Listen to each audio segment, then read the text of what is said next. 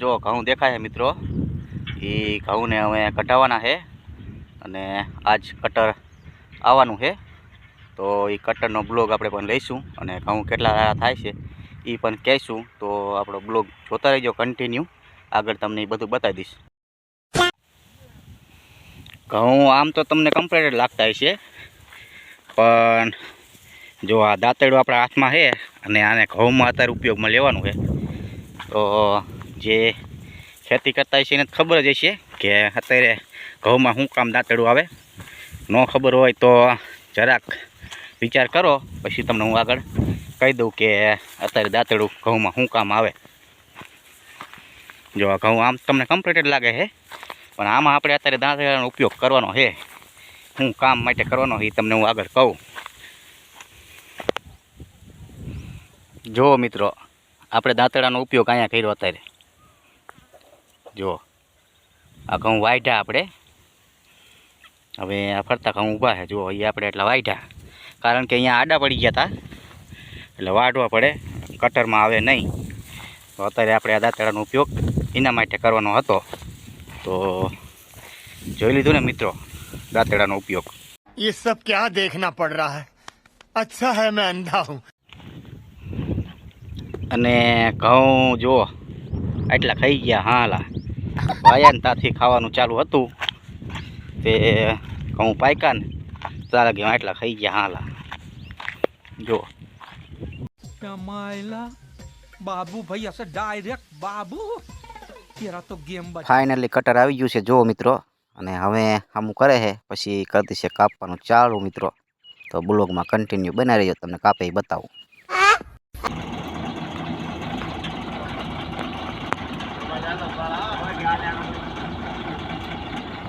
જો મિત્રો ખાલી જે મુહૂર્ત કર્યું છે કટરે કાપવાનું, ત્યાં તો રહી ગયું છે ઊભું. આપણે અહીંયા જાવી છીએ, શું પ્રોબ્લેમ થયો હોય જોઈ જાય. પાછળના ટાયરે ઓલું થઈ ગયું. જો મિત્રો પાછળના ટાયર વરે ને એ તૂટી ગયું છે. જો આ છે કટર.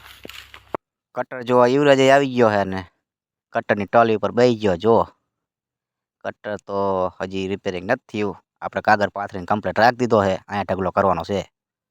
ફાઇનલી મિત્રો અંધારું થઈ ગયું ને કટર થઈ ગયું અમુક અને થઈ ગયું ચાલુ. જો મિત્રો કટરે ચાલુ કાપી નાખો સારું. જો મિત્રો અંધારું થઈ ગયું છે, ઘઉં વાટેલા પડ્યા છે અને હવે આપણે ઘઉં ઉપર નાખવાના છે એટલે આવી જાય કટરમાં, નકર પાછળ રહી જાય છે. શાબાશ! કઈ મેરાનું કટર આવ્યું છે મિત્રો, ફરી વારે બગડી ગયું છે અને થઈ ગયું છે ઊભું મિત્રો. કંટ્રોલ કંટ્રોલ ઉદય. પાછું રિપેરિંગ કરે, પાછું ચાલુ કર્યું મિત્રો. રાતે 11 વાગે કટર ચાલુ થયું કરીને.